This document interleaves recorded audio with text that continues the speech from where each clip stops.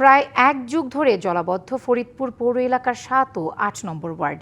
পানিতে ডুবে আছে বাড়িঘর, শত একর ফসলি জমি।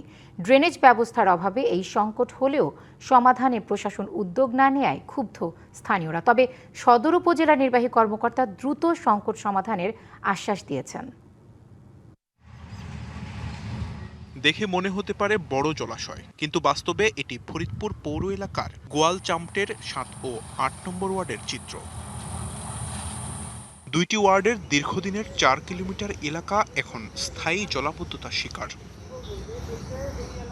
একসময়ের উর্বর ৩ ফসলি জমি গত ১০ বছর ধরে পরিণত হয়েছে এক ফসলি জমিতে। জলাবদ্ধতার কারণে বছরের পর বছর জমিতে কোনো ফসল ফলাতে পারছে না কৃষক। শুধু ফসলের মাঠ নয়, বসতবাড়ির চিত্রও ভয়াবহ। প্রায় ১.৫ শতাধিক পরিবার দীর্ঘদিন ধরে পানিবন্দী। রান্নাঘরে পানি উঠে যাওয়ায় চুলু জ্বলছে না ঠিকমতো। নোংরা পানির কারণে ছড়াচ্ছে নানা চর্মরোগ। শত শত একর জমি, এই জমিটা হচ্ছে ৩ ফসলি জমি। ৩ ফসলি জমির একটা ফসলও করতে পারে না। আমরা বউ চাউল পান নিয়ে খুব সমস্যার ভিতরে আছি। আমাদের চুলার ভিতরে পানি। স্থানীয়দের অভিযোগ, বছরের পর বছর সংশ্লিষ্ট দপ্তরগুলোতে আবেদন করেও মেলেনি সুরাহা।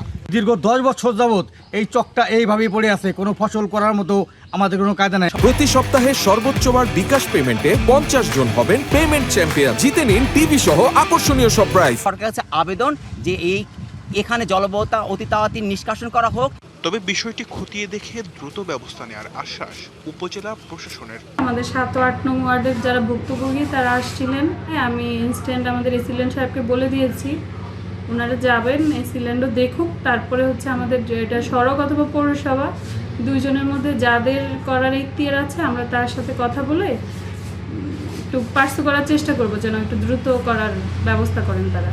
এক যুগেরও বেশি সময় ধরে চলা এই দুর্ভোগ লাঘবে দ্রুত পদক্ষেপ নেওয়ার দাবি ফরিদপুর পৌরবাসীর। DBC news desk.